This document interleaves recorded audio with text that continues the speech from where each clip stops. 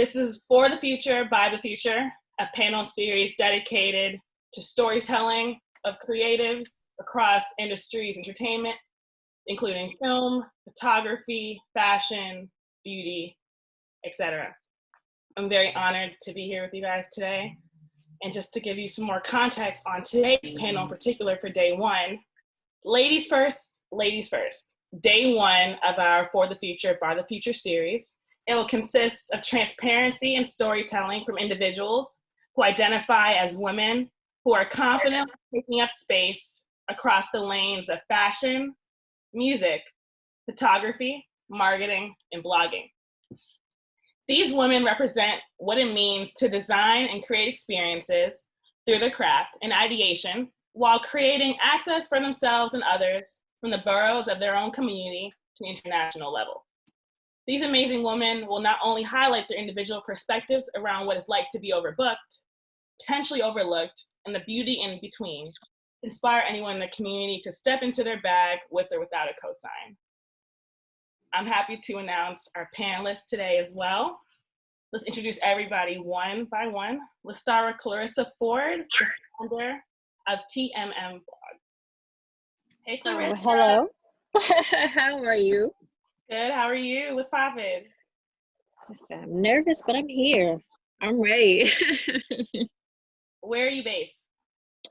So I am currently in the Bronx, New York. Okay, cool. And let's go next with Kat Mateo. And she works in styling and casting. What's poppin', Kat? So I'm Kat, stylist and casting director, and I am in Jersey. Cool. Very cool. And next, I want to introduce Imani, an artist and fashion designer. Yes, I'm Imani, and I am based in Philly. And Naila, what's popping, girl? Hey, I'm Naila, photographer director, and I'm based out of Los Angeles, California. Awesome. So just audience, we're gonna start with a general panel and we're gonna start with a general interview. We really get into everyone's craft and their journeys, and then we're gonna get into a Q&A. And during the Q&A, you can use the raise hand feature when you want to ask a question. So before we even get into specifics, I want to know how everybody's doing. Like on a scale of 1 to 10, where's everybody at today? 7, 8. 7. Yeah. I want to say 10. I'm excited to be here. You know, despite everything that's happening, we're still finding ways to communicate with each other and share with each other and like still find some light in darkness. So I'm gonna go with 10. Okay, I love that. And for the 7s, what's making today a 7? And what can make today a little stronger? I probably said 7 just because it's not as sunny outside today. It's kind of gloomy. But overall, I think it's good. I feel like for me, business is picking back up, so quarantine kind of ending. So yeah, that's why I said 7. You like Ending. right? Yeah, you too, Nye. So what's your 7? Same. Going on in the world, I'm still excited and I'm optimistic, looking forward to everything to come. But I can't lie and say I'm just at 100%. I think that's okay to say that too. So yeah. And being a woman too, I know this week has been heavy for a lot of us. Mm-hmm. How have you guys been checking in on yourselves, taking space for yourself? Meditation. Yeah. What was the question, Sydney? I was asking Nye, how are you, just with, especially this week has been so heavy, how have you been making space for yourself? I listen to a lot of music. Like music is just therapy. I've been using this app called Balance to meditate in the morning. Yes, and just little things like that, talking to my friends, having things to laugh about and look forward to. That's what's getting me through every day these days. I think meditation is something that's so important for everyone to really just find their center. And that definitely gets into my first question for you guys. what's been making you ladies feel present creatively, and where do you look to find your center? I'm gonna say just my tribe of people, like my tribe, knowing that I'm not the only one dealing with this, it kind of gives me a little bit more peace. We're all trying to figure it out together. And it's just me being a photographer, it's still so much to capture, and it's kind of therapeutic for me to like document the journey of everything going on, vlogging, and just vlogging for myself, not even to upload anywhere, but just to have and look back and reflect on it later on. Definitely. How about you, Kat? With me, honestly, it's really meditation. I use actually Headspace. I don't know if you guys have used it, but that's magic. But yeah, meditating. Honestly, at first, I feel like I struggled trying to get back into it because I was on it heavy when the world was happening, and then when it paused, it was kind of like too much in my own head, and like finding the balance and like knowing when it's okay to kind of just like do nothing. And like that's something that I had a really hard time with, was doing nothing, because being a freelancer, you're always looking for that next thing. You're in the middle of other stuff, and automatically you're like still thinking about the next 3 things that you can line up. So for COVID to force us to kind of like be here and be one with ourselves is kind of like something, yeah, it's something that I never cared to do or thought it was important until now. I mean, I'm still like trying to figure out what that looks like at home, but before, I feel like I put so much weight on work that that's how I consider my self-worth in a sense. And now I feel like I'm being forced to pull all that back and being like, wait, there's things here. What are your hobbies outside of work? Yeah. Right. So it's been challenging for sure. But I feel like as of today, like this is like the brightest I've felt in a while. So I had to give it a 10 for how I feel today. Yeah. I'm like, girl, we've been fighting to like get out of the hole, okay? Like, so gotta make it work. But How about you, Imani? How do you feel present? Um, Present creatively. I feel like in the beginning stage of being isolated, I was kind of stagnant. But then I seen like so many people taking advantage of the time. Like so many people became millionaires within the past few weeks. I'm just like, wow, I gotta work harder. So I was like, let me just get back in my zen. I started listening to, I don't use meditation apps, but I use YouTube. I listen to like Viola Davis, Taraji P. Henson, like different Black women stories that like started from literally nothing and just rocket it. So I just took that moment like, yeah, I mean, I've already been doing my business, but here's a time where it kind of, it's like, it's back to this beginning stage where I have to find a new way to market because everything's closed. So I just was like coming up with different creative ways to keep pushing content to people and reaching people even though they were at home. Love that. Clarissa, have you been feeling present creatively? Honestly, just meditating, basically what everybody else said. I think just like everybody else said, and stepping away from social, because I think that when everything starts to happen with the pandemic and police brutality and all of that, I think that everybody is on edge and everybody wants to have hot takes and I think that sometimes you got to step away to find like a temporary peace of mind. Also seeing videos of people who look like us being killed, you slowly start to become desensitized, and it's just too much. So I feel like meditating and learning when to get the heck off social media has been able to like help me be grounded and help me be more present with family and friends, and yeah, that's pretty much it. I love that. I think what's dope about all your explanations is everyone's learning that, okay, to really silence out the noise, we have to tap into ourselves. I think to build any career and make any career sustainable is like making sure yourself is good first. So I love all these check-ins. What would you guys say is your morning routine?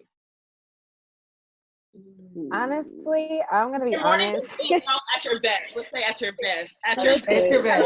What's your morning At routine? my best, I'm waking up, I'm working out, I have a hand on my day. However, I'm a night owl. Yes, I was gonna say that. That's Yes, So yes. I'm not gonna front and be like, I'm like, honestly, like I get my best ideas like in the middle of the night. There's been times where like Same. I have to jump out of bed before the 3 thought a.m. escapes me. So I'm trying to be a morning person. I am. If y'all got any secrets, please tell me. Like I've been trying, but the night time is just a little different for me. Like Okay. Technically, you are a morning person. You're just 3 a.m., 2 a.m. Right. true.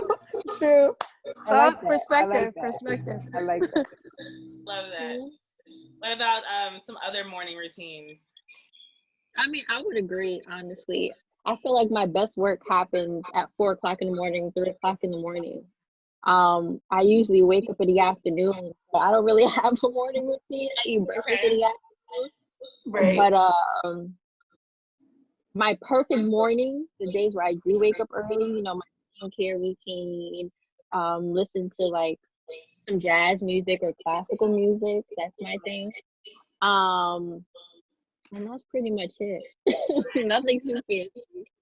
So if you start your day that way, what does your typical rest of your day look like?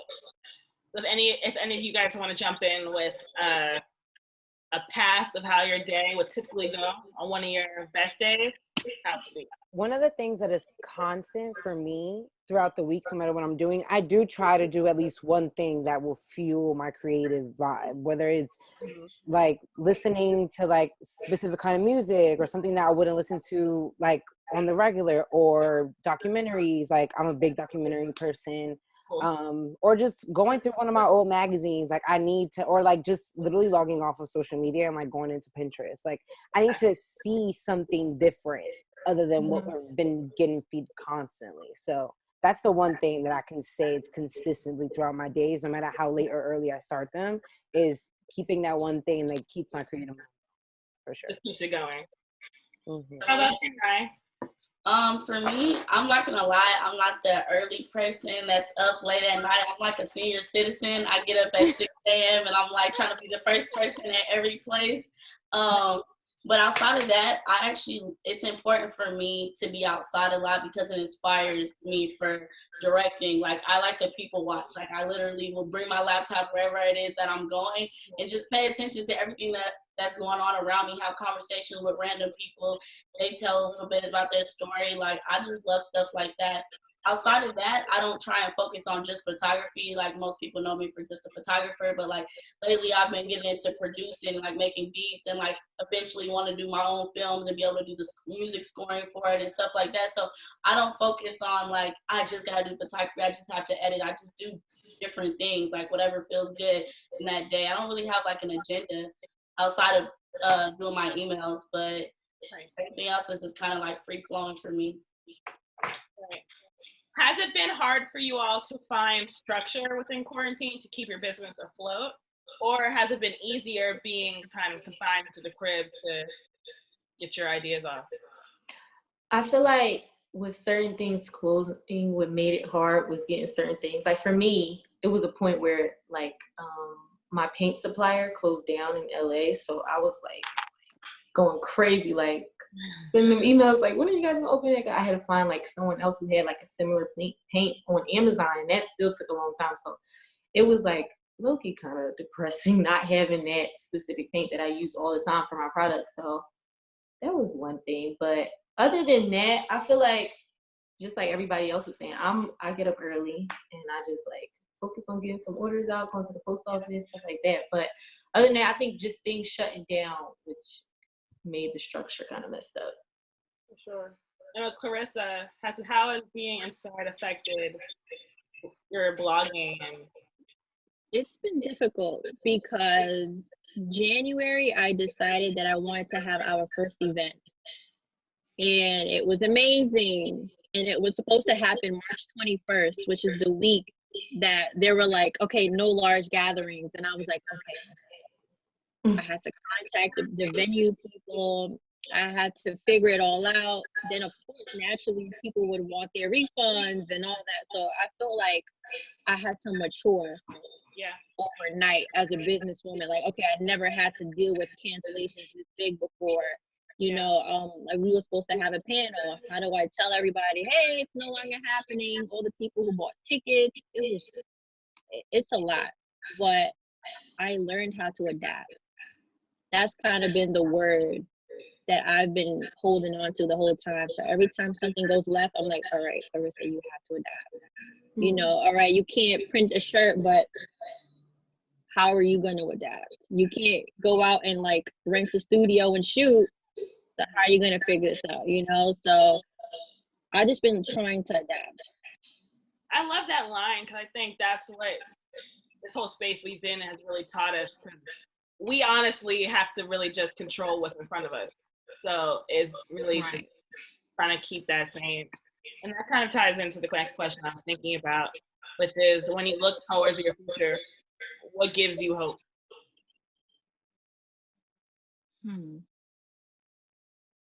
That there's just endless opportunities out there. Like there's no cap. There's nobody that can tell me like, oh, this is like what your pay will be after this many years, or this is what you will be like. It's no cap, and that's what I look for. And just working with my people and seeing where everything goes. How about you, Kat or Imani? The thing that gives me hope right now is honestly everything that's happening right now.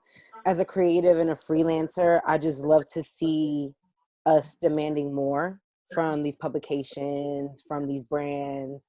Just kind of like, you know what, like we're done, like, you know, just being at a minimum. Like if you want to use us, like integrate us into your business for real this time, you know, like for real. So I feel like that's what's giving me hope right now, because it's gonna open up all these opportunities, hopefully. I mean, I'm ready for my second, the fear part of it, because that's where it goes into after that for me. That's the next part of my question. So I know. That's what I'm like. I'm trying to get ahead of myself, but it's just like it's awesome to see people really, you know, putting these brands on the like, hey, it's either y'all really gonna hire us or like y'all gonna keep making the same mistakes and losing money. So it's just like you might as well let us in, let us have a voice, like let us tell you what really is and what really isn't. Like, yeah, I feel that. Imani, Clarissa. I think I'll let you go. I think like back to what I kind of said earlier, just seeing so many people, like it got to a point where it was people really just starting their business during quarantine. So just seeing so many people get on board and then they having success within it, like, and then with the whole movement going on at the moment, a lot of people are more open and wanting to support Black businesses more. So I just feel like a lot of people are just thriving at this time, and it's like really dope. And like to see that, I'm just like, yeah, I gotta keep working harder, because it's like everybody's growing, and I feel like that like inspires me to definitely keep getting up. Because I just think Black wealth is really important, especially just having something left like for generations that you know you had a touch on while you were here. I think what gives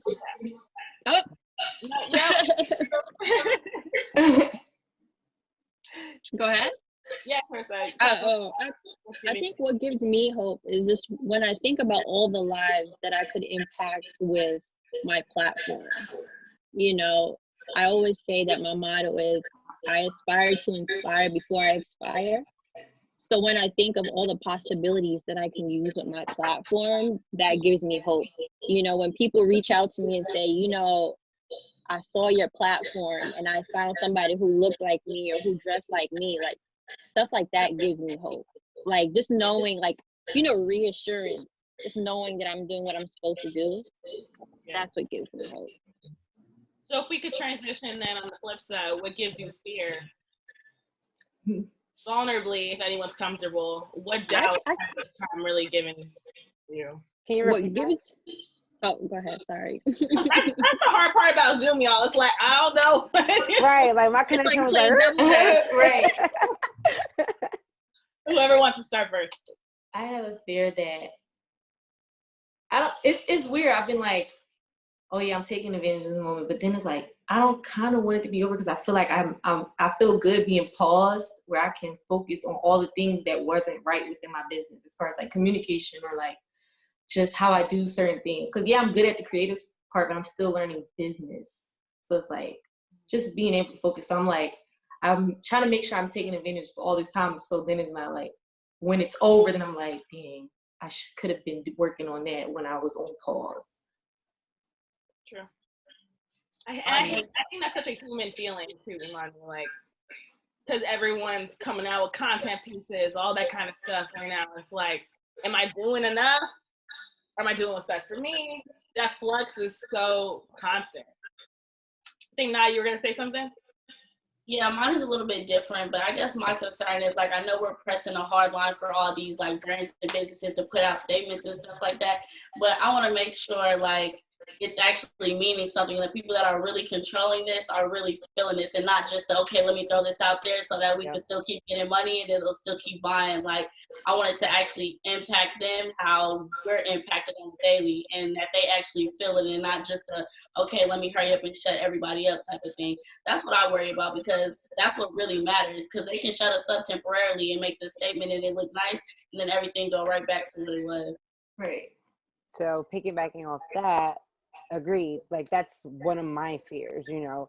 We already have to be like underdogs, and like this is the time where we're actually putting the spotlight on it and like trying to hit it head on. But as soon as the spotlight dims a little bit and then the next thing happens and the world just goes back to normal, what are they really gonna do? Like, are they really gonna, you know, keep the promises of like, gonna change?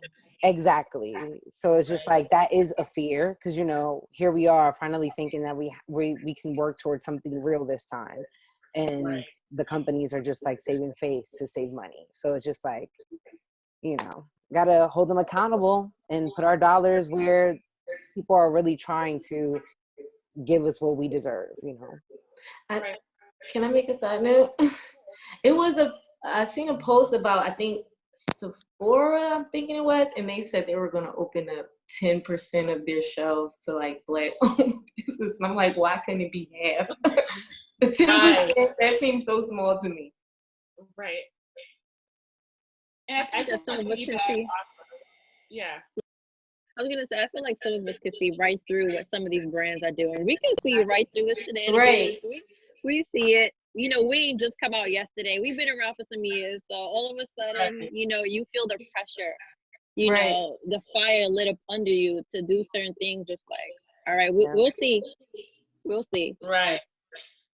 But it's up to us to hold them accountable too, like spending our money where we are wanted. Like, I love Starbucks, okay? Like, I am an addict. But let me tell y'all, I've been drinking Dunkin' Donuts because they tripping.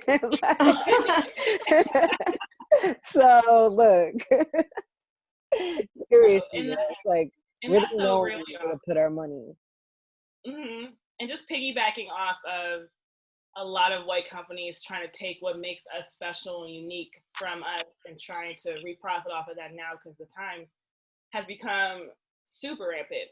So with my next question, I want to really ask you guys to really highlight what what you believe your individuality is and what your value proposition is. And if you wouldn't mind, while answering the question, highlighting again what you do, what your platform is for those who may not know in the audience. Start with Nye. I'm gonna say, as a photographer, and your value. Say it again. Defining your value proposition and what makes you an individual. For me, being a photographer, I think it's just me shooting content that is super organic and real. Sometimes, like, people want to do these like which the editorial and done up photo shoots are amazing, but I love going into the communities and shooting what's exactly happening. Like, I would go to Watts projects, volunteer on the Saturdays. I wouldn't tell people I'm shooting, just going, just like capturing regular vibes and stuff so that everybody can see what's going on in day-to-day lives and not just the glamorized version of it either. So I think people are like, they like my content and are attracted to it because it's relatable, and it makes the people that not necessarily feel like a model, which people are like, I'm not a model or anything. I'm like, that's fine. Like, I just want to put out like stories to everybody, and like, I don't know, kind of like a Black Renaissance is what my work is to me. So that's where I feel like I stand. It's just having relatable work. Definitely. Kat, what would you say your value proposition is in your creativity? Honestly, I feel like I've been lucky enough to be surrounded by people who constantly put me to the test. Whether I knew I wanted to be in the creative world or not, I always knew that I loved performing arts. Like, I used to be a dancer. So like, I always knew that I loved visual art somehow, and that led me into finding myself and being like, well, I want to style. It is interesting too, because all the things that I've ever wanted to do kind of found me, versus I me love that. finding like what I like. It just kind of, I was like, oh, okay, this is it. That's what it looks like for me. But I don't know. I just feel like I really always ask myself the right question. Like, okay, do you really like that? Or do you see that and like makes you want to do it a little bit? But what will make you feel like this is really something you can do? Like, just putting on different hats and seeing which one fits, and in better way to put it. But I feel like I've just always listened to myself, honestly. You trust your gut. Yeah, and just went fully for it. Like, okay, I'm working for free for X amount. I'm interning here. I'm doing this. Like, so throughout all of that, I've always remained true to myself because I always asked myself the right question. So I was never following a pack or trying to be like with this group or here. It's just like, this feels good. I want to do it. Let's see how far we can go. All right, Imani, what would you say your value proposition is? I kind of like what Kat said. Like, I feel like that's me, like, just doing what I want to do rather than what the masses is kind of do. I'll create stuff sometimes that I like, but back to, what's her name again? Is it Naya? Yeah. Naya, okay, yeah. When Naya was saying, like, going into the community, I use my artwork to channel, like, things that mean a lot to me. Like, the first, I feel like, product that I created that was like surrounded kind of like the Black Lives Matter movement was when Alton Sterling died, and I seen that video. Like, I got so angry that night, I created a hat that people could wear around and get like cops to understand how we were kind of feeling. And I've done like just different various artwork pieces where it touched based on that, or just things on how I feel, like just people understanding the importance of like from hair to like Black culture, just who we are, and appreciating it rather than seeing it in negative connotations. So yeah, and then another thing, I feel like I'm very transparent on my platform. I'll show you my good days and all my bads. Like, I feel like that's a good way to inspire people, because some people like look at other people on social medias and like, oh, their life may seem perfect, I can't get there. But I like people to see that I'm not perfect and that we're kind of on the same accord, and whatever I'm doing, you could do as well too. I love that. And I think what unites Black women especially is showcasing what makes us human, and especially creatively. That's something that always speaks volumes. Clarissa, what would you say your value is in your individuality? I think that my value is in my story and in my authenticity. I be tripping over that word, but because, I'm a woman from the Bronx, I have a lot of friends who are into fashion and who are into style, and I created a platform for them. But I also know what we like. I also know what's real. I also know what we dislike. So a lot of the times with these brands, they don't know what we like. So I use, for an example, let's say the sneaker game. I grew up around women who are sneakerheads and men who are sneakerheads. And I think that because I'm so close to the culture, I know what we like. So that's what my value is. I'm like, we don't want pink sneakers. We don't want purple. We want what everybody else likes, So I think that the fact that I'm true to where I'm from and using the platform that I created, I'm able to like know what we really want, if that makes sense. You know what I'm saying? And I think that that's where my value is, because it's like I have all this information so I can get us what we want. Definitely. If that makes sense. It definitely makes sense. And even going further just on that topic, I think it's important as Black women to, especially day one of this panel, to celebrate our favorite parts about ourselves. It's so easy for us to be hard on ourselves and nitpick things we don't like about ourselves. Right. You started with your authenticity. Nye, Academy, Money, is there any qualities about yourself that you love the most about yourself, you celebrate? I think a quality I love most about me is I'm very like caring to other people, like complete strangers. And I think by me just being that way, it allowed so many people just to gravitate to me, and I built so many like connections. Like I knew Jacana for a long time now. She hosted one of my fashion shows. She interviewed me for her blog like a few years ago. But just being open to people, I really love that quality about me because it gives me the opportunity to help people. Like although I'm a fashion designer, artist, I still want to do like a lot of humanitarian work. So that's what I just love about me. Cool. Kat, Nye, any individual qualities, like one in particular maybe? My quality, I would say, is always seeing the bigger picture. So always, like my line of work, I'm always one part of a big thing. So it's listening to what my client wants and what they're trying to represent, whether it's on the runway or, a photo studio. It always, like, I'm one little part of this huge picture, and it's all about making sure that what they want you see on that runway or you see on that editorial. So it's hard to do sometimes because someone can tell you something and you're not fully grasp what they need or what they want, especially something as powerful as a Pure Moss show. It's just like that we're hitting something on the nose. You have to know what we mean, what our message is, and it's always interesting because it's always really scary, but the end result is always amazing. For sure, and I'll jump into some individual questions as well. Kat, I'll start with you. After doing the casting for Spring Summer 2020 Pure Moss show at the King's Theater, you had everyone's attention last year. I know you knew that. How did you feel, and how did you celebrate that monumental moment for yourself? Honestly, I never really like celebrate, like especially the day of. I'm just like days and weeks tired. Like, but I did go on vacation, so I always try to like reset and like go away, like let things just like be done because it's like exhausting communication. Like I was up at like I didn't sleep actually. So it's always like, okay, I need to tell like, us about that day too, if you can. We love to know.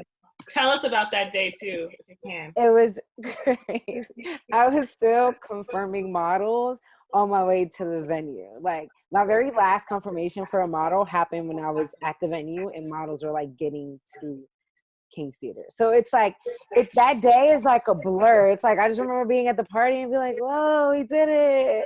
And then woke up like the next day and was like, oh shit, like we did it. Like, so it's always, it's funny because it kind of like just goes and you go with it and like you're in a panic and then you're happy that you want to cry, then it's over.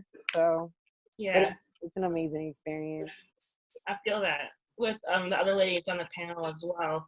Can you remember the last time you guys celebrated yourself? And so what was it for? An accomplishment, a piece of work that really transcended? Okay. The last time I celebrated myself was when I traveled to DC and I created something called the Sneakerhead Project. And basically we would go from city to city interviewing different women who are sneakerheads. So this summer I went to DC and that was my first out of state interview where I connected, I think maybe 12 women who I've never met before, brought everybody together. And I was like, wow, I almost didn't make the trip. I almost didn't have the funds. I almost didn't do it. I almost talked myself out of it. I started to doubt myself. And then I pulled it together. And that was when I was like, you know what, this is bigger than me. I did it. And I celebrated because I was like, you know what, good things happen when you push yourself. Because a lot of the times I talk myself out of doing things. I'm like, no, I don't want this opportunity. no, I can't do it. I'm not big enough yet. I don't really have a following. Or my favorite one is nobody's gonna support me, you know, but I sucked it up. I went to DC and everybody was excited. So I think after that, I realized that, all right, this is real. You know, you need to ground yourself for a minute and like really take this in. You know, people really support your platform. So I think that was the last time, and that was the summertime. It's been a minute. It's been a minute. I feel it. Kat, Nye, last time you celebrated yourself. No, Kat, we did our Imani. I'm like, wait, I didn't answer that. I'm like, oh. My bad, love, Nye and Imani. I don't feel like I mean, I'll go out, but that's just everyday regular going out friends. But like actually doing something for myself is just like super dope. I don't know. I feel like this is probably weird, but to me, I like doing recap vlogs. Like I love when I'm putting it together and when I get to show everybody what I was doing, kind of. I feel like it's a way of celebrating, like how I created an art piece or how I did like Fashion Week in New York, like just different, showing people what they can't see. I feel like that's a way to celebrate me, because that's something that's always going to be, you know, on the internet where people can see it like years from now. It's important to celebrate yourself. Nye? I'm gonna say when I decided to start throwing events last year, and I was kind of scared to do that as a photographer. I was like, are people gonna show up for me? Like, blah, blah, blah. But I felt like when I was able to pull that off, I didn't really care about how many people showed up. I just wanted to make sure everyone that did come like had an amazing time. I'm not really big on clubs because LA club culture is interesting. And so yeah, being able to pull that off and celebrate with everybody was like a celebration for me. Like it just felt like it was like a big family cookout. So that was my celebration. Dope. Cool. Clarissa, when did you fall in love with your own personal style? I think that I would have to say 2009. 2009 was the year that I graduated 8th grade, and I was getting ready to go into high school, and somebody told me that high school is where you find yourself. So I dedicated that summer into finding what my style was so that I could kind of go into high school already knowing who I was. And back then, and we had Tumblr, you know, so you had all kind of inspirations, and I was searching, and then I gravitated to somebody who spoke to me like on a higher level. And you guys know her as Tiana Taylor. So after that, I was like, oh, I don't have to be a girly girl. Oh, I can embrace my big hair. And I think that was when I realized, like, all right, you know, that was a confirmation that I needed to be like, you know, I'm not weird. I'm just different. And there's somebody else who looks like me out there. So I would say 2009 was when I guess, not just fell in love with my personal style, but I had a chance to, like, I don't know, embrace my personal style. Yeah, did you guys a question after that, or was that the only one? I had a follow-up for you too. Okay, there we go. I was waiting for that one. You described the moment that really cemented it for you. But as you evolved throughout high school, how did you really highlight your style and make that your signature?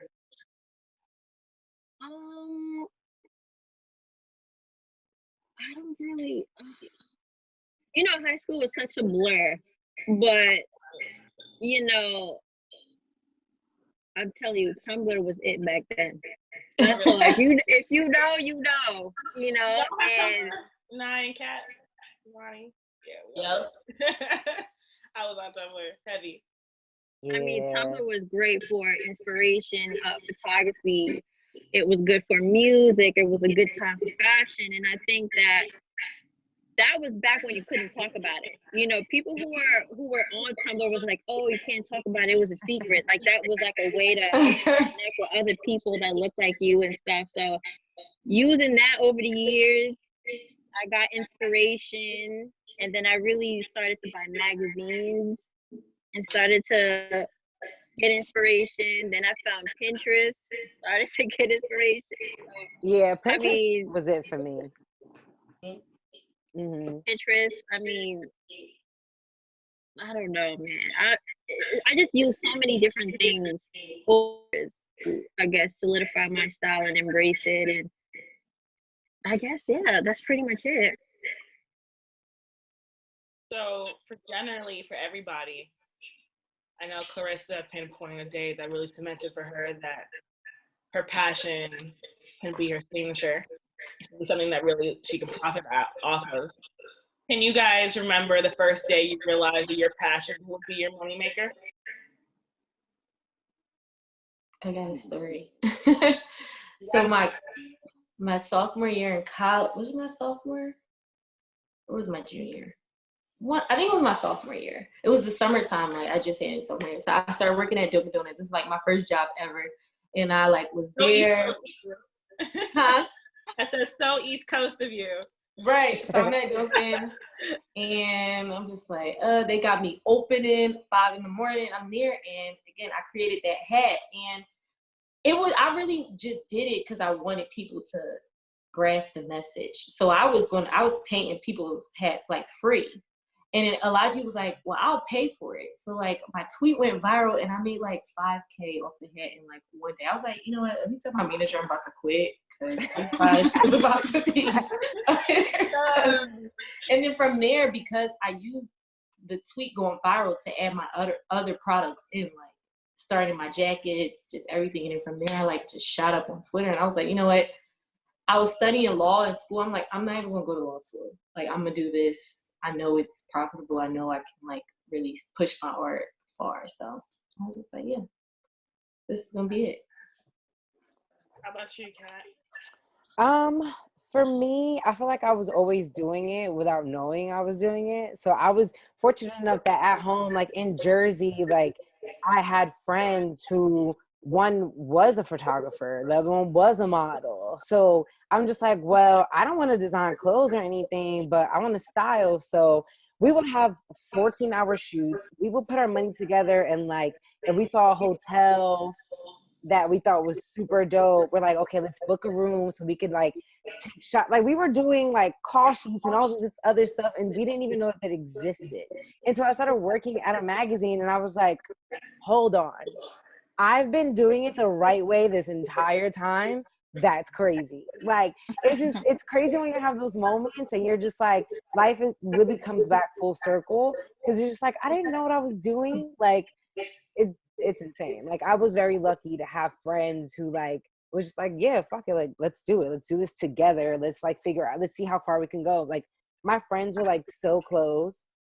I would be like, yo, let's do this and let's do this, and I'm like, all right, cool. Like we all just chipped in and made it work. Like so it's interesting that things that you thought you were just playing with end up being the things that you do for Right. work. And you can, had I known earlier, I feel like I would have concentrated on that a bit more. I would have probably tried to work at a magazine earlier. Like I didn't know that was a thing. You know, career day, especially in urban schools, are like policeman, doctor, like that. I don't know. And none of those things ever resonated with me. So it was cool to have my friends to like kind of like, well, let's like forget about all these things because we could be exactly who we want to be.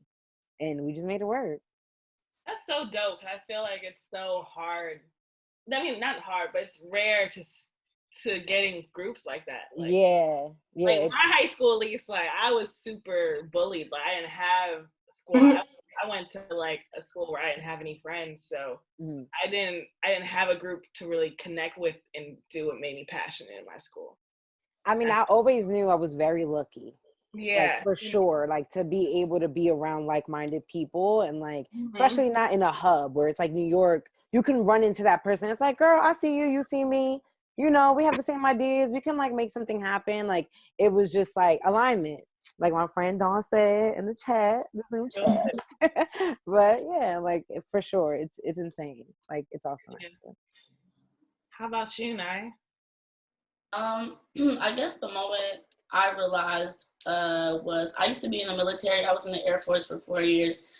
And it was the most dreadful 4 years of my life. And I just remember like being at work every day, like, man, like I'm spending 40 plus hours a week being fake busy at work and, you know, being talked to any type of way. And I was just like, I used that time when I was at work, like I worked in a cubicle to just start doing research on how to edit, learning color theory, all this stuff like that, and how to translate like women with my skin color on like film and stuff like that. And I remember I started shooting my friends, same thing. Like I just started meeting like people I was living in the Bay Area at the time, didn't know anybody. And so I was just like literally going on hashtags on Instagram, like at all like the cool spots in Oakland and like looking at all the people that were there, reaching out. Eventually I started shooting them. And I realized like this is what I wanted to do because I was driving every day after working 12-hour shifts to go to the studio, even if it was just for an hour, and I just loved it. I wasn't getting paid at the time. And eventually I started getting paid for shoots, and I was making more with my shoots than I was like a week worth of shoots was like a month worth of pay in the military, and I was dreading the military. So I was like, if I can do this, make my pay in a week, and I'm at work working way more than 40 hours a week, like I could do this. Like, so me getting out of the military was kind of hard because people were like, come on, you can do the 20 years, you're gonna get this check for life. And I was like, it's not worth my mental health. It doesn't fulfill me. Nothing was feeling good. So like me being like taking that risk and being able to get out and like, hey, even if I make a little less temporarily, I know in the long run it'll come back full circle. That was like the best moment like for me. Right. So getting out of the military was a turning point for me. I love that. How supportive were your parents in you doing or you choosing your creative path? And when I say support, you can choose support in emotional, mental, or financial, depending on however you want to answer it. For me, they were like, you're going from the military to be a full-time photographer. Now you're like, come on, that doesn't make sense, like at first, until they saw like, hold on, she moved into her own apartment off photography. She got her own car off of photography money. They was thinking different. So they on board now. They understand it. And, you know, the thing is, though, it was different from them when they were growing up. So they're only trying to protect you. Like, even though we feel like they're not supporting you, they don't want you to, like, you know, fail. So they're like kind of scared, and they're only doing things the way that they know it until they see how it works for you now in the current times and climate. And then they, you know, they start supporting you more. That's how my parents were. But they fully support everything I do now. And my mom's the first one to be supportive now. So I'm thankful for that. I love that. Moving on, Kat, talking about support for our Black women. How did you feel supported in the early stages of your career, or were you supported? Honestly, I feel like my mom still does not really fully grasp what I do. Like, I mean, I invite her to all my shows, and like, she doesn't get it. Like, and I've kind of like made peace with that. Like, sometimes they're just not gonna get it. She just knows that I have never had to ask her for money, and that's like, okay. But sometimes she hits me with the, why can't you be a lawyer? Why can't you do this? And it's just like, you know what? I was the first one out of my family to graduate college and like do it my way. And I'm just like, you know, I think I did enough to like make you happy. Now I have to make me happy. And like, I just kind of like leave it at that because she's never going to understand. Like, I've like literally sat her down and like made her watch a show and like watched her watch the show. And she's just like, I don't know. I don't get it. Why is this such a big deal? And I'm just like, okay. Do you think her response is due to the fact that she doesn't understand that creative world, or she wants you to be doing something different? I think she just doesn't understand. I think it comes from a place of like, I never knew that this was a job, and like, you're doing just fine doing this, but like, I don't get it. It's like that. I don't think it's like, oh, you chose the wrong career path. I think it's like, I just don't understand what you do. But once I put it in the umbrella of like, it's marketing at the end of the day, she's like, okay, I get it. Because I went to school for business marketing. So to her, I was just like, oh, okay, you're using your degree. All right. What? Like, not necessarily. Like, so it's an interesting relationship when it comes to my career and what my mom grasps from what I do. So I'm just like, I've had that I've sat her down, had the conversation. She still doesn't get it. So it's just like, and that's fine. Right. I want to even stay on that topic. The school conversation. I know this affected me, at least growing up, but how important was the decision to go to school or to not go to school in determining the success of your career? Well, for me, I feel like I always knew what I wanted to do, but I always knew that I wanted to finish college. Where'd you go? Specifically for my mom, William Patterson University. Okay, cool.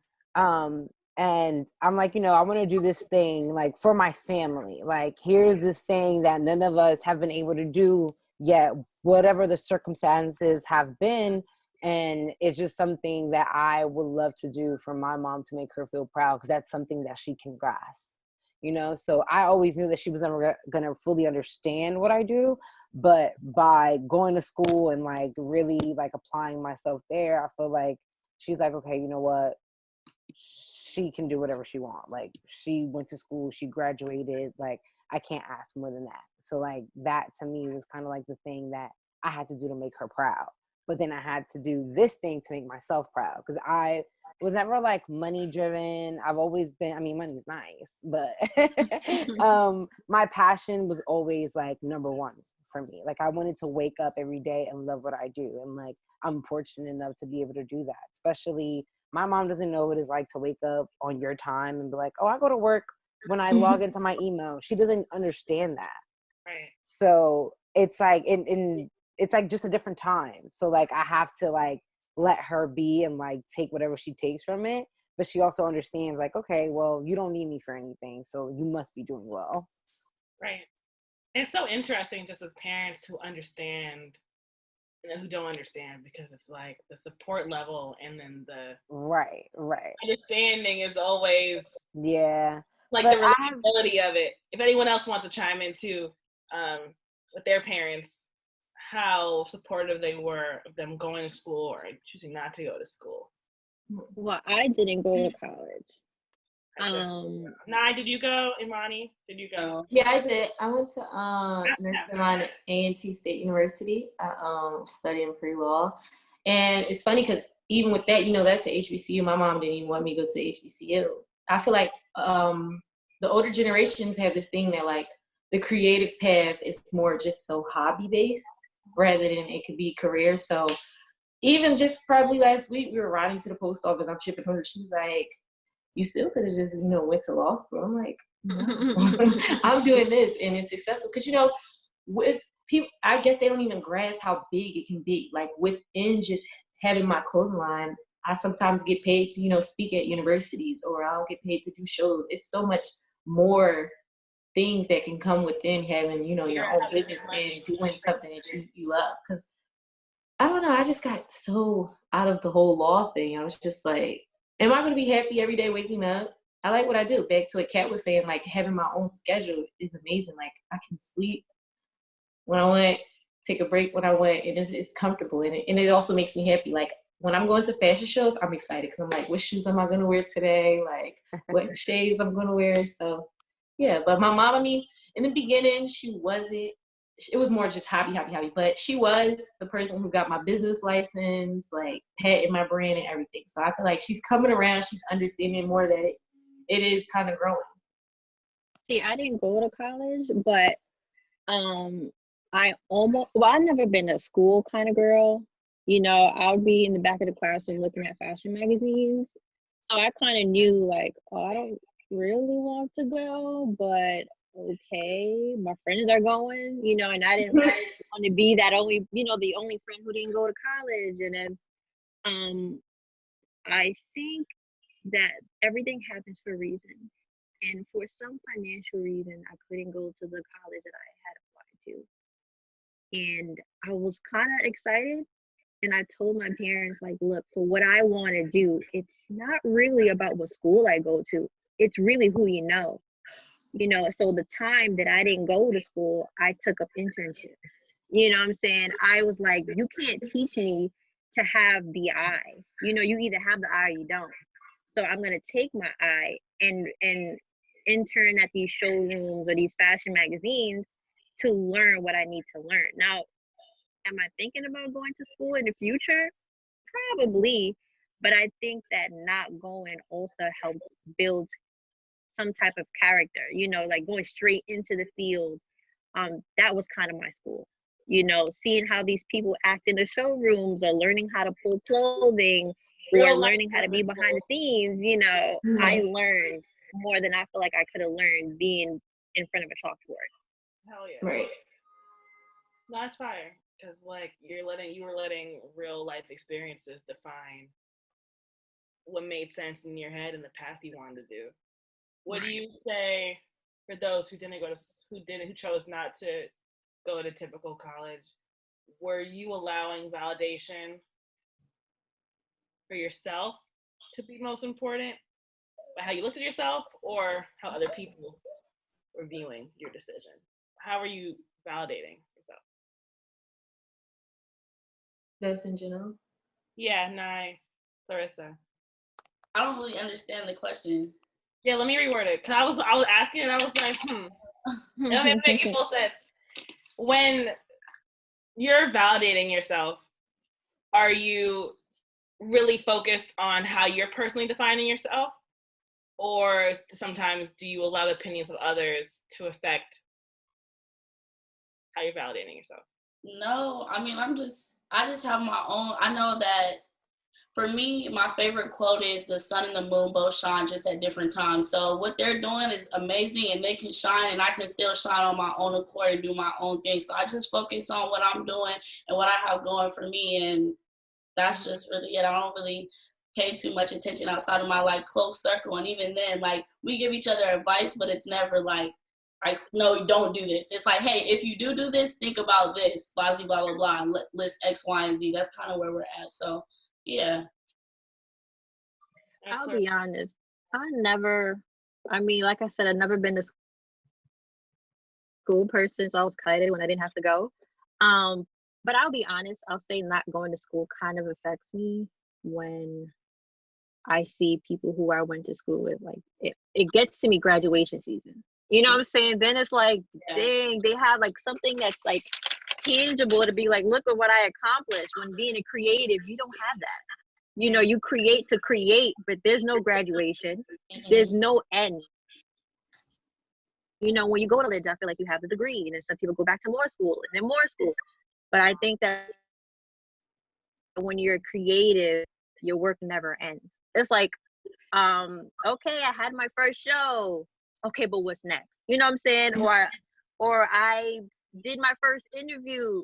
Okay, but who's next? You know what I'm saying? And I think that sometimes I wish that I could have that kind of validation, like a paper or something tangible in front of me. But then the other days, it's like, this is the life I chose, you know, and there's no end. You know, no matter how big you are, there's always another milestone that you have to hit. So, I mean, I just learned how to embrace it even more over the years. But sometimes it kills me, like, dang, my friend got her what? Oh. Nah, if it makes you feel better, saying? it really don't make that big of a difference. Girl, I see it every day in my living room and I be like, okay. Like, you chose the life you chose, so don't ever feel bad about it. That piece of paper can't tell you nothing. I mean, but then again, when I think about it, I'm like, well, I'm not in debt. So, I mean, I guess that's the trade-off, you know? Like, I mean, I saved some money. But sometimes, sometimes it's like, dang. No, right. Sometimes it's hard. But yeah, sometimes I think back and I'm like, I didn't have to really go to school to do what I'm doing. I've been creative.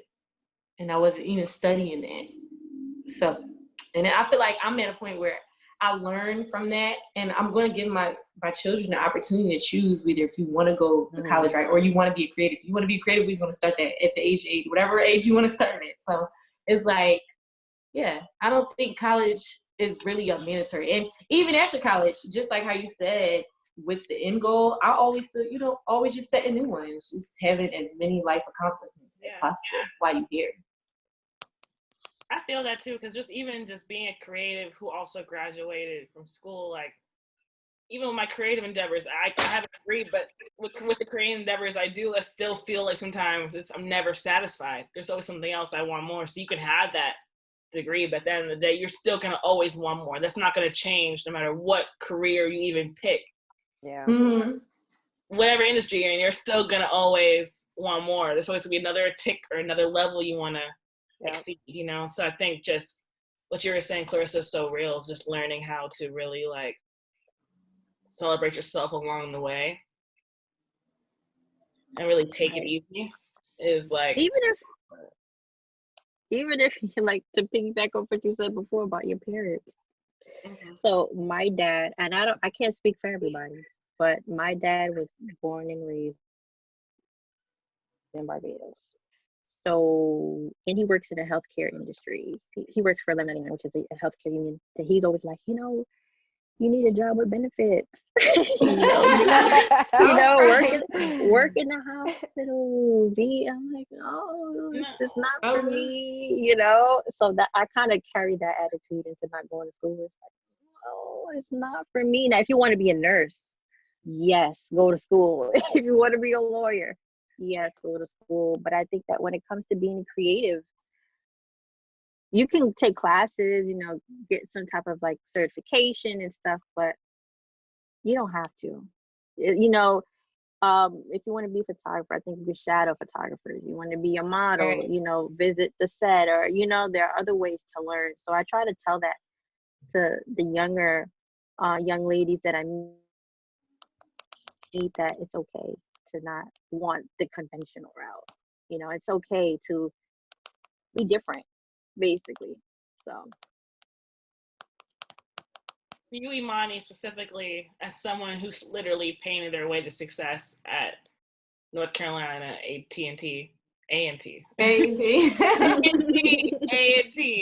was it easy to stand out with your craft while building your brand in the beginning? It was. It happened so fast. I was just like, oh my God. Like, I think Kat was saying how a hobby turned into like something like you didn't expect, kind of. That's how it was for me. Like, and I think it was important, definitely, you know, being around people that look like me, because they're like, well, we just want to see you win. Even if I may not like this, I'm still going to buy it just because I want to see you win. And that helped, because, you know, even if people didn't buy, they were just hyped to tell their friends about the brand. And I sometimes think, because my mom kept pressuring me to go to either like Penn State or Pittsburgh University, and they were predominantly white schools. If I would have went there and started my brand there, would it have been where it's at today? I don't think so. I think I would have had probably a slower process, but I think my college experience definitely helped the brand, because there was so many people around me that I could market to every day basis, just getting up. I would do pop-up shops in front of the library, pop-up shops in front of the CAF, like just different places. I would always try to collab with organizations to do fashion shows, like small, just little events, even panels, just to get the brand out there. Visibility. Yeah. And how about with everyone else? How was it building your brands, and what keys and what did you guys really utilize to get your brand out there? For me, it was just always being available, like always being ready. Someone's like, hey, Night, we have a studio session tonight. Can you pull up? Sure. Like, no matter what I'm doing, just pull up. And then also, like, I would just get my foot in the door. I would meet my favorite directors by just reaching out to them like, hey, I can do anything on set from PA to this. And if I don't know how to do it, I will learn how to do it. Like, it doesn't have to be photography. Like, I'll do whatever you guys need me to do on set. And I would just, like, pay attention and take notes. I'll ask little questions here and there on set to, like, the director. Like I shout out Dave Chappelle, you know, Bob Chappelle or whatever. And, like, I would just ask questions all the time. And, like, asking questions from your favorites adds up, and you learn a lot of stuff like that. And, like, that's just how I kind of got my foot in the door. And your network, like they say, is your network. So knowing all these people, and people always need photos for something, or always need videos for something, like always. So it just only gets bigger, just expands that way. So being available was my biggest thing. I love that. I think that even is a really good piece of advice for other creatives in watching. Like, always be available. Make it work. Ready. That's like sometimes put pride aside, because you never know next opportunity you can walk. Right. I feel like I was always preaching that to people. Like, when people would be like, what would be your advice to like young entrepreneurs? I'm like, be open. I grew up like in Philly, and a lot of people are like more closed to themselves. It wasn't open. So then when I got down south, and it's like that Southern hospitality is like people are eager to, you know, network and connect and stuff. And I thought that was kind of important. Yeah. Like that's getting out there and being open to collab with people and not saying no. I'll say yes to literally everything. I'm like, sure, I'll do it. Yeah, especially even in the beginning too. Like sometimes I feel like people sometimes put their pride too much in it, and they're just so focused on image and like not doing everything. When at the end of the day, you being presumptuous like that can stop you from getting a gig that can actually benefit you. So why not just look with an open eye with everything? Kat and Clarissa, how would you say you've been building your brands? What keys would you have in building that? What do you mean, like saying, like building it? Like when you're building your brand, there's certain things you utilize that cater to your audience. Might be Twitter, it might be certain, like trying to reach out to certain people directly. It might be the way you do your marketing. I feel like my target market is anyone who wants to see more of us out there. You know, I feel like it's definitely the person who doesn't want the regular route of on it, like just being, oh, I'm gonna go to school and like be a doctor or whatever. Like my target market is that fashion girl who is like, okay, I want to style, but how do I do that? But then wait, can I style and like also do something else and then something else? Because before, when I first started, it was like kind of like looked down upon to like be a jack of many trades. It was always like, well, but what is that thing that you do that you specialize in? So like, I'll be scared to be like, oh, I'm a stylist because like I'm casting a show tomorrow. Like, and then I'm like, well, and I'm at the casting, and they're like, wait, so you're casting on like what else? And it's just like, okay, like I had to just own everything that I did and be comfortable owning it. So to me, is honestly anyone who wants to get in it and really work hard and like. Because I follow people who like at first I'm like, oh my God, like they're so aligned with what I want to do. And then like I meet them and I'm like, oh, I don't want to be like that. Like, so it's just like, it's funny because like throughout like my, like whether it's interning or like working for free or like just assisting someone's assistants, like it's ridiculous how much free work I've done. But honestly, it's the best textbook I've ever gotten. Like it just learned so much, and it's yeah, it's a path, man, and it takes so long, and you have ups and then you're down so crazy, but you just have to keep going. So for me, it's like that person who's just like trying to make it by any means and like figuring out ways to like market themselves, whether that's your website, a blog. Like my website started off as a blog, and then I realized that I didn't want to blog about my outfits. Like it's like your path takes so many turns, and it's just like, don't get discouraged by those things because it's going to feel different every day. Like you have to fight to like, okay, I'm focused. Like this is what I want to do. Got to keep like my mind set to that. Like, yeah. And just staying on that real quick, especially now with you, I feel like you're a jack of all trades. You do so much in the creative space. Do you ever feel like you're limited or overwhelmed by all the different things you offer and bring to the table creatively? Or do you feel like sometimes you have to pick one?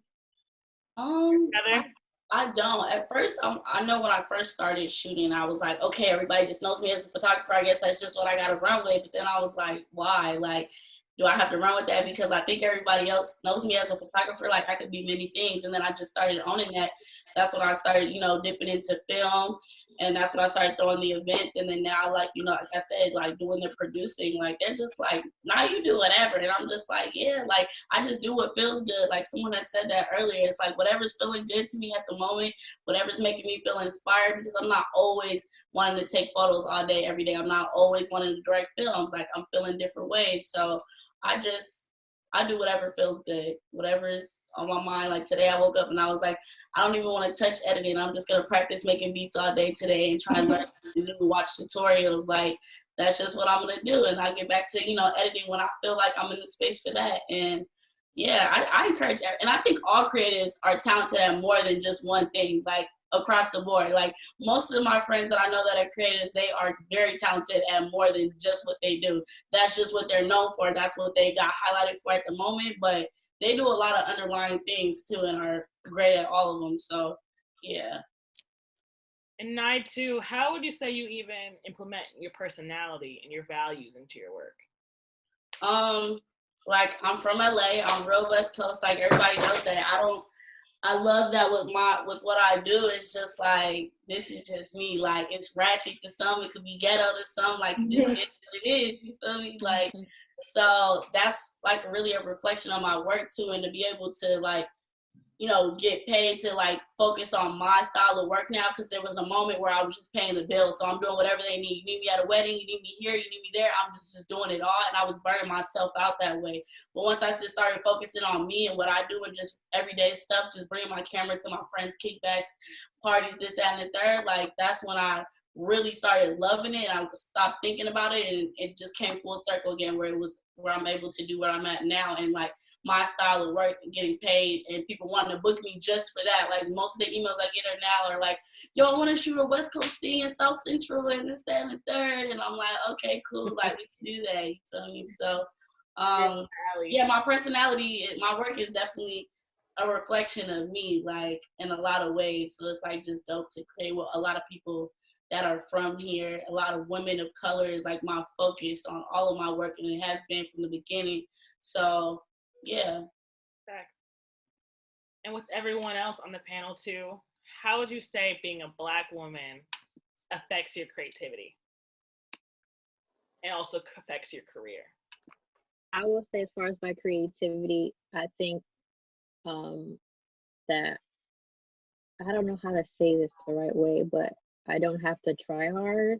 I just feel like we come with this natural creative, I don't know how to describe it. Maybe you guys know what I'm trying to say. I feel like it comes naturally. You know what I'm saying? We just have it. We set trends. You know what I'm saying? Right. We are the blueprint. I mean, and we don't study this.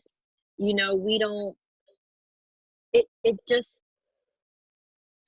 is. So it's hard. I always have trouble answering that question, because it's like it just is. You know, even before I found Tumblr and all these platforms, I was in beauty pageants and talent shows, and I was a dancer and all that kind of stuff, you know, and it's just always been something that's there. And I just like, that's just part of our magic, you know. So as a Black woman, that has the biggest effect on my creativity, because it's like, do you guys know what I'm saying? Yeah, Like, I do. We're here. it's hard to explain. It's like, where do you get your creativity from? I don't know. We were born with it, you know. So it's hard. This is It's natural. hard. It's What about definitely Caddy, Monty, or Nye? Well, where I'm from and my experiences have always been the main source of my inspiration, always. And honestly, what I do, I've always wanted to see me like in these magazines. I always wanted to like look in a magazine and be like, that could be me, that could be anyone from around here. Like, and I never really fully saw that, honestly, until I got a little older, and like then streetwear became a thing. Then you started seeing Vaschi, and like then you started seeing just a little bit of representing of who you are and how you see yourself here and there.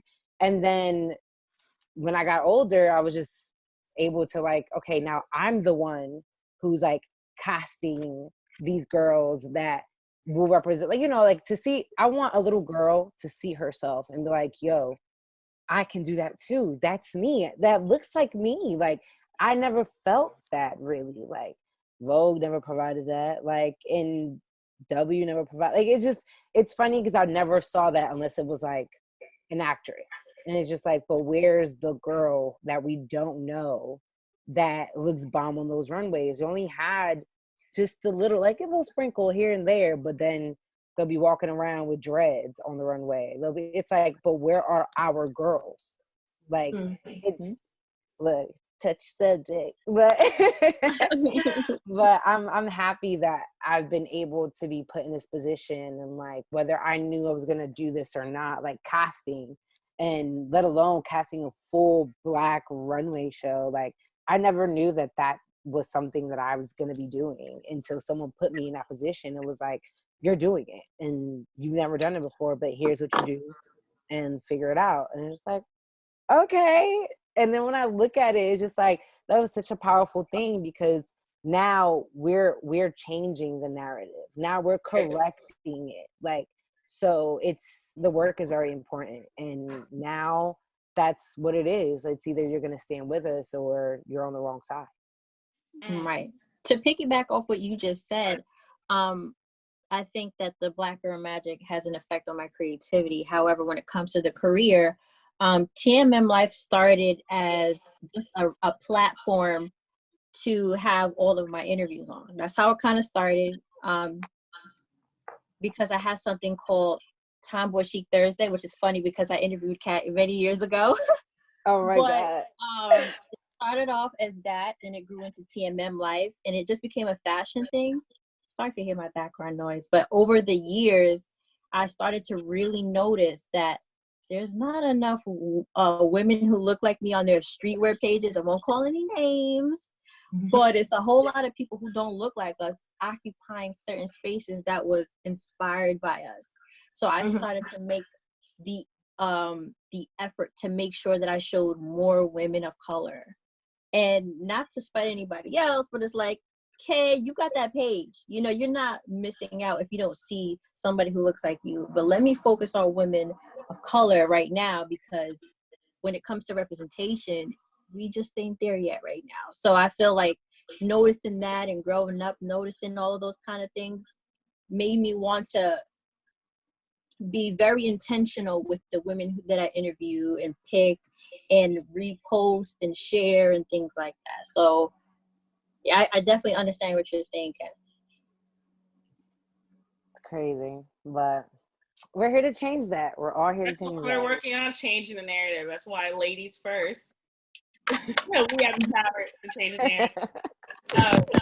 I have one last question, and I'm going to kick it off to the Q&A. I want to make sure everyone knows how to even use a Q&A feature. For those who have questions, please enter your questions in the chat room and wave your hand when you're ready to ask the question. And the last question for our panelists from me, do you all have a mentor? If so, who and how has he or she impacted you? If not, why do you think a mentor would be important? It's funny because my mentor is actually a guy. And it kind of had like, I don't even know if he knows he's my mentor or he's my mentor. And I would definitely say it's Kirby for sure.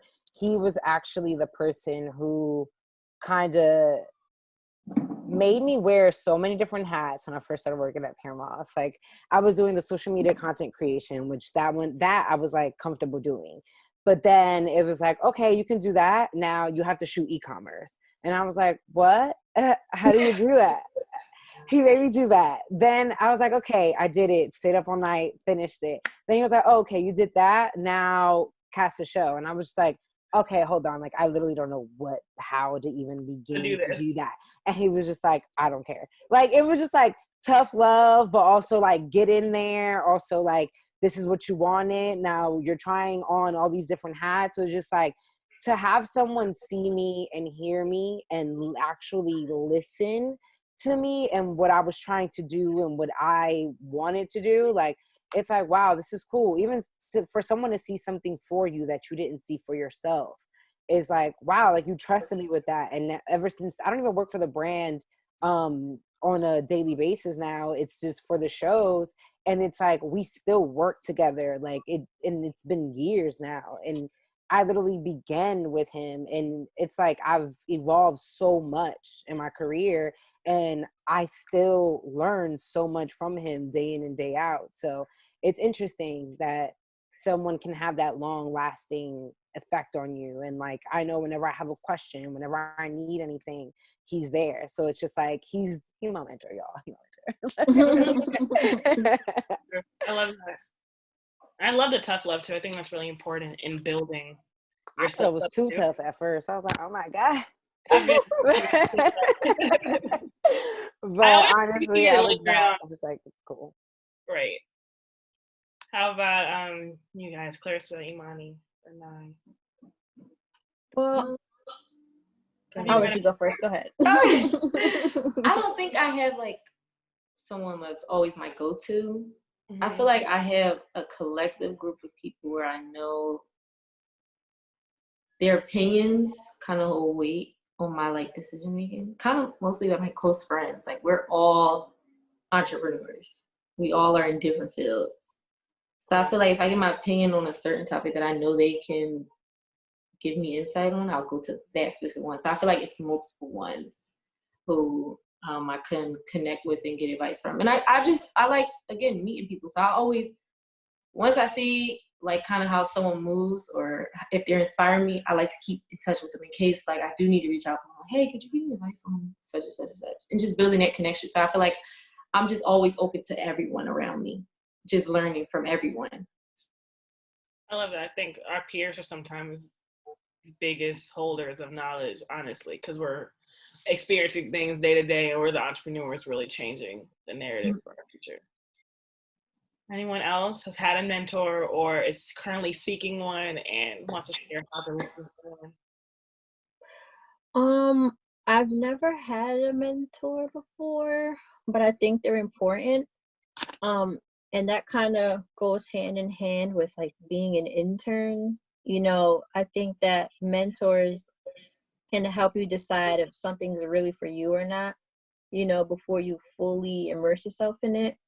And sometimes you just need somebody to give you advice, somebody who's lived it before, somebody who's been there, who can show you the ins and outs. Because sometimes you don't want to really learn things the hard way. Sometimes you want help from somebody who's been there, who's made those mistakes, to be like, look, don't do that, or stay away from this. Or, you know, I think that sometimes as creatives, you know, even if somebody's advice isn't what we want to hear, I think that sometimes it's important to have outside people ground us. And I think that mentors offer that, you know. But I've never had one. I used to wish that I had one. I think that things would have been a lot easier, but I just chalk it up to the game. And, you know, I figured it out. But in the future, I'll probably reach out and ask somebody if they can mentor me in certain things that I've never done before. I think they're important and necessary. Okay. Well, thank you everyone for answering my questions. I'm going to give it to our audience now to ask some targeted questions that they have for everyone in particular or as a collective. I think we'll start with one of the first ones. What is the end goal of all of your creative endeavors?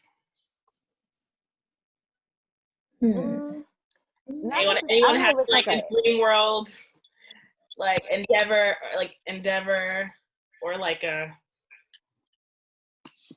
5-year kind of goal? I want it to be like when I'm going, my artwork kind of lives on. Like people like, oh, that's a mishmash piece. Like how Basquiat was. I had seen this article back in college where I seen like one of his pieces sell for like something million. I was just like, wow, that's like so dope.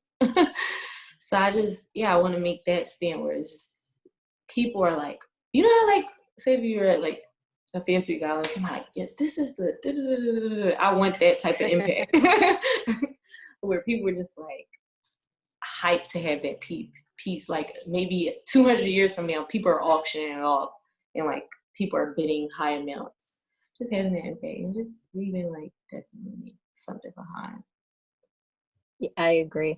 I mean, the same here for me. That was part of what I said for my hope, is that I hope that whatever I do is, you know, outlives me. You know, like I said, I always say that I aspire to inspire before I expire. And it's like, as long as I'm inspiring, you know, that's all I really want. I want to use the platform that I created to be able to inspire women all over the world to be their best selves. And that's all I really want, is just to make other people feel better, to make other people feel seen, you know, to make other people feel represented, you know. So I feel like my brand is my vessel, you know, to do that. But I feel like, you know, whatever it is, as long as I'm touching lives, then, I mean, that's the end game. That's the end goal for me. I feel that. Let's get to another one. How do you navigate being a woman in a male-dominated industry? You have to keep your wits about you, that's for sure. Like it's, you literally have to know how to maneuver in the room.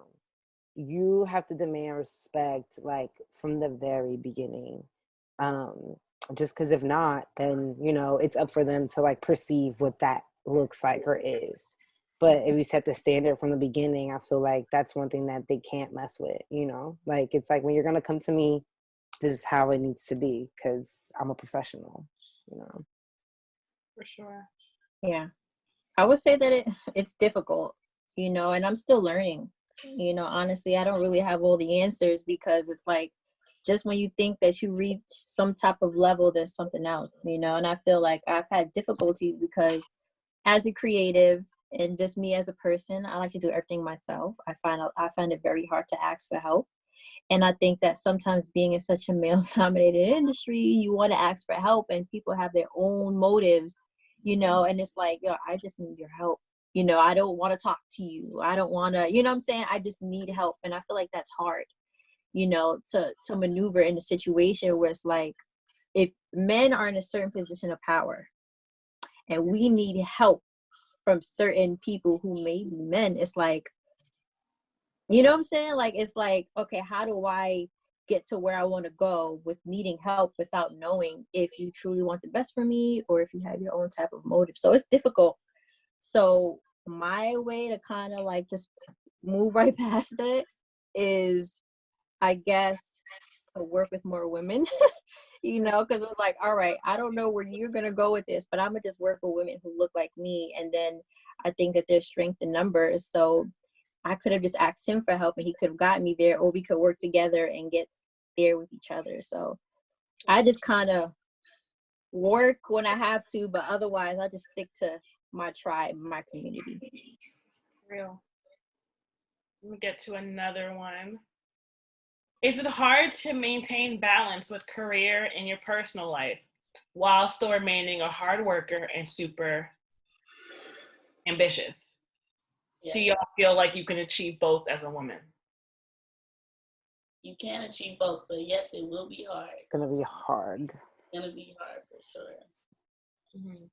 It's difficult. Other one. Yeah. This is from Vashti. I feel like I've done all the correct things, as in getting myself out there, experience, etc. But this whole year, I've been getting a ton of no's. What methods or ways did you all get yourself out of creative slumps and stay inspired throughout adversity? I love this question. Before you get a yes. Yeah, I mean, I remember even getting my first internship, like, I literally sent out so many resumes, so many made up portfolios from the stuff that I did with my friends. Like, I got so many no's. And even like how I ended up getting hired at Pier Mall. So one of my friends from college actually was like, hey, like, I know this guy who has a brand. I feel like you're super dope, and like I feel like you can probably add something to the team. So he actually was like, let me take you to his office. Let's have an informal like interview kind of thing, and let's see where like we land. So like, allies are important. Like, having people who are really in your corner and want to see you win are important, and you being that person to other people is important. So don't let the no's discourage you at all. Like, you're gonna literally get 100 no's before you get that yes that you've been waiting for, and it's gonna be the best thing that you can possibly imagine. Like, I never thought that working at Paramount would get me here, and here I am. Like I could not see this far. So Also, when you get a note, just create your own. Like, for instance, I would be trying to get into festivals to shoot. Nobody would have a media pass. I'd like, okay, I'll go shoot my local homies. I'll post those pictures. And then someone else from a higher scale would be like, oh, can you pull up to this show or this festival? Like, they'll work around it. Like, a lot of times people try and shoot straight from the top, but work with the people right in your circle, still do whatever it is that you're doing. And you'll be surprised at the reach that you could get just building up your, like, immediate circle of friends. And then it'll bring others to be attracted to you. I love that. I have some reflection on this question too. I would say, honestly, it's a mental state, and just to tell yourself that it's not meant for you. A no is not necessarily a negative push in a different direction, but it's a reminder that you're only receiving what's truly meant for you. And it's paving the way for what's truly beautiful that's about to come into your life. So keep it. Also, I want to say, Vashti, sometimes it's not a no, you know, sometimes it's not right now, you know, like maybe it's not your time to receive that blessing. You know what I'm saying? Sometimes it's like, you know, maybe I didn't get it because I gotta do something else, or maybe it's not my time yet. You know what I'm saying? And I think that sometimes that motivates me. It's just like, okay, maybe it's not a no, maybe it's just not my timing, you know, so. Let's get to another one. Is it ever too early to seek a mentor? Do you need to have a solid portfolio resume before seeking a mentor out in the industry you're interested in? I can start with this one too. I would say it's never too early. I think when you're looking for a mentor, the first step is to have self-identity and to really know who you are and who you want to be defined as, and to know what your value is. And if you can seek someone's help by also being yourself and helping them with what you're good at and, you know, aligns with what they need, then you're in the game and you're winning. I think you'll receive a positive response. I think when you're looking for a mentor, the biggest advice I was given when I was looking for mentors was, okay, how can you be helpful to them? It's not about how can they be helpful to you. They want to help you if you want to help them, and you have ways you can envision to help them. Then it's like, that's how the free work or low paying work in the beginning starts, because, oh yeah, she's hungry and she wants to help. She doesn't want knowledge just from me. She actually wants knowledge and to build, and here's how she plans on doing that. Yeah. So that's it's like you can expect a mentor to be like, oh, like, I'm gonna make you this person. It's not how it works. Like, you have to know what you want, and sometimes along the way you end up landing somewhere you didn't think, but then it's just like, oh, this is it. Like, this is what I wanted. So it's just like knowing what you want and self-identifying that. Don't let anyone else identify you as such and such. Like, you have to know, like, you know what, this does fit me. I do like doing this. Like, that's me. And here's a question too from Penny. What do you want the world to know about you? Take the question however each of you personally perceive it. But there's one thing you want the world to know about you when they hear your name or see your work. What is that?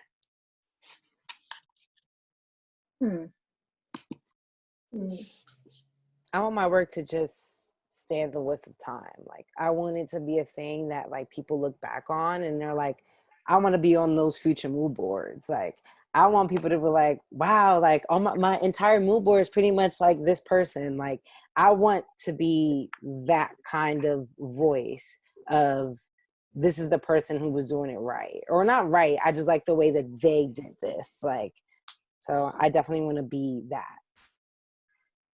I want to leave that behind for sure. Anyone else have any particular things you want people to know about them when they hear their name or see their work? When it came to like Black clothing lines and designers and stuff, when I was in my beginning stage, I used to be like, it bothered me that they weren't thriving how they was, say, at the certain time periods that they were like feds. Let's say like brands like Gucci, Louis Vuitton, they were like still going on thriving. So like, that's one thing I want it to be. I want it to be continuous, where it's always still something mainstream.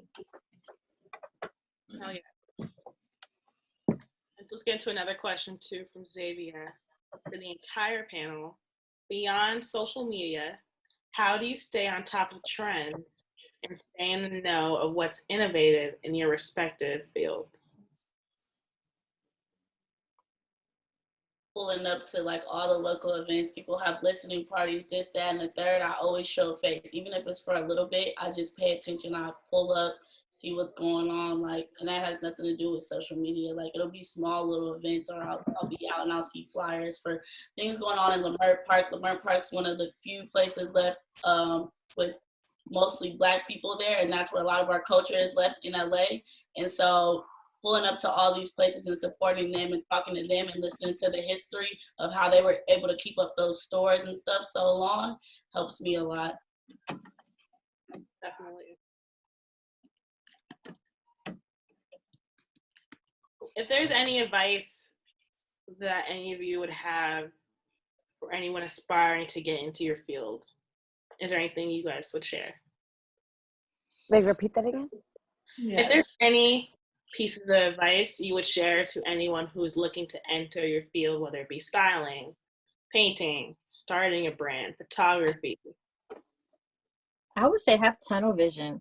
Don't even worry about what everybody else is doing. Just stay true to yourself and to do what you feel is right. Don't worry about what other people's posting. Don't worry about their content. Don't worry about who they're shooting with or who they're casting or what their vision is. Just stay true to your personal brand. And that would be my advice. And my advice would be, don't be scared of a no. Don't be scared of a door closing in your face. Like, don't be scared of falling and getting back up. Like, you know, failures are really, they're lessons. And that's something that I think I learned the hard way. I used to be super, super down on myself. Like, I just wanted to be perfect, you know, like, us women, we can't afford to mess up, you know, like when we do get in those rooms, like we have to be 100 times better than anybody else sitting next to us. So like we hold that, you know, so it's just like when we do mess up, it hurts. Like, damn, okay, I dropped the ball and now I got to pick it back up and keep moving. But you don't realize that you come back up from that 10 times stronger. And you have to mentally tell yourself that, because if you focus on the failures, which I used to do a lot, they consume you. Mm-hmm. So I would say to be able to say no to things is some advice I would have wished I gave myself earlier. Like, sometimes I would just be trying to do so many friend favors all the time, and it's like, it's okay to just say no. Like, I can't do it, or I don't have the, you know, mental capacity, or I literally just can't do it. Being able to say no would have saved me a lot of headaches, because going into it, I knew I didn't gonna be getting anything out of it that I should have been, and it turned into a way bigger headache opposed to if I would just been like, hey, I gotta pass on this. So just being able to say no, are you gonna have to pass on the things, and recommending other people. Like, people are afraid to recommend other people in their field. There's a lot of times people will reach out to me for stuff, and I'm like, hey, I can't do it, but I have a and they actually specialize in this, like, or they love weddings, they love doing this, so I'll pass the work to them, and it'll still come back around. Like, and most of my friends are Black creatives too, so it's helping everybody. We're all still staying connected. So that would be my two biggest advice.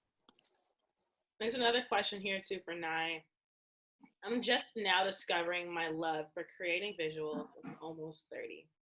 Do you think it's realistic for me to try to move to LA, even though it's an oversaturated market in the city? I think everybody in their field feels like it's an oversaturated market because that's what you're in. So it feels like everybody around you is doing that. I would not recommend just moving to LA just to move to LA, because it's expensive here. And for two, if you're able to like blossom in your city first, because a lot of people, it's like you're not even doing anything where you're at right now, and then you're trying to move somewhere else and thinking everything's just going to turn around overnight. Is not going to happen. So I would be like, take advantage of everything that you have in your city, and once you feel like you've reached the cap there, then move on. But don't just move because you're like, oh yeah, nothing's going on here, let me just move here. Like, it's not going to work like that. So it's not, though. It has nothing to do with your age, though. That shouldn't even be a factor. It wouldn't matter. If you got it, you got it. Do it. One last question. How important is it for y'all to share opportunities with other people in your community?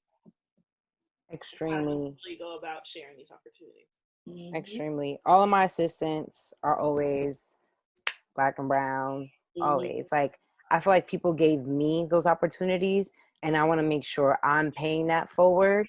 Because had someone not opened the door for me, I would have never been in these rooms, you know? So I always want to pay that forward. And anyone I've ever worked with does the same. So I will feel like I'll be doing my community a disservice by not opening the door and being an ally to them. Like, we're not here to be gatekeepers, you know? We're here to, like, give people opportunities. Real. I would say that for me too. I've been really focused on always, whenever I see gigs for any of my friends, and I know they would do it 10 times better or have a skill set or some opportunity that I know that they can highlight. I always send it their way because I feel like Exactly. you know, like I always get so annoyed when people don't share opportunities with one another. I'm like, man, like, don't you want your homies to win too? Like, Right. But those are self issues. Like, that's like an insecurity within yourself if you don't want to see your friends win, or you are afraid that you'll be overshadowed. Like, that's a little weird to me. But yeah. But yeah, y'all, I think this panel series is important in highlighting what makes Black people really uniquely special and what value we bring to the table. And I'm really happy. Thank you to Jacana and Nirvana for allowing me to moderate and bring me into the space to talk with these lovely women about what really makes them great and highlight them. So I'm very excited for this panel series, for everyone who's listening, who's just really getting acclimated to what For the Future is about. It's a 3-day panel series featuring creatives across multiple fields of entertainment and really highlighting them in a way that really showcases their story vulnerably and also highlights really what they love about themselves and what they bring to the table. We also want to highlight the Loveland Foundation and the importance of mental health and remaining positive and supporting one another and really asking the questions to check in on one another during this time. I'll read the description as well so you guys can stay informed. Loveland Foundation is committed to showing up their focus on Black women and girls. Our resources and initiatives are collaborative and they prioritize opportunity, access, validation, and healing. We are becoming the ones we've been waiting for. So I want to encourage everyone to really celebrate and show up, pull up, as Rihanna says, and support one another and really be there for each other and check in. And if you are able to donate, I feel free to please donate. And just so you know more about Loveland as well, they offer free therapy tools, mental health tools, and yeah, support Loveland, support Black women. Thank you for pulling up and listening to our stories. We're very appreciative. And one last thing, before we close out, I want to mention, if you RSVP'd, please be sure to color in the graphic we sent and share your thoughts of the event with the hashtag For the Future, by the Future. I'll leave that in the chat for a chance to win a $50 gift card sponsored by Social Status. So yeah, I better get that gift card. that's free money, y'all. Get that.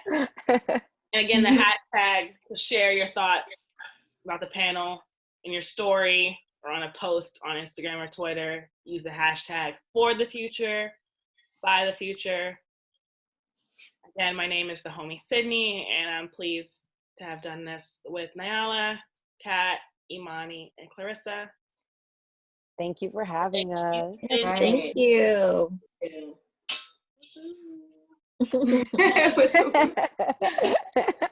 I wish we had like closing music. Right. Yeah, we don't want to get sued bow for out in the anything. right way. We don't want to get flagged or anything. But I'm wow, pretty originally, so I wish I could play some Pop Smoke right now. Oh, yeah. that would actually be like really classy. You feel me? I feel like Like, that's the perfect end. Nice way to go. You know? Yeah. This was Shout out good, to guys. Chicana, Yeah. part of the brains and beauty. Nah, This guys, was thank so you. This great. is I'm so awesome. happy you all got to be a part of this. This means a lot. I think we all needed it in some form or fashion. Ironically, this was not planned to be obviously during this such an intense climate. This was planned during COVID, when COVID was just a thing. So you know, I think timing is all for a reason. So I think that's what makes this moment even more beautiful, because I think now more than ever, you know, it's not just about COVID, but the world really needs support. And I think Black women really need a lot of support right now. So I think this is also just a really good space for us to see one another, and literally see each other, and also help each other when we can. Hopefully everybody in this chat and panel knows all the socials of everyone on here. If not, you can go back to the RSVP and see who was on this panel. But yeah, I hope everybody enjoyed. Yes, thank you. Yeah. Thank you. You all. You You all all are so you. Bye. It Thanks was so nice much. meeting you guys. Bye, guys.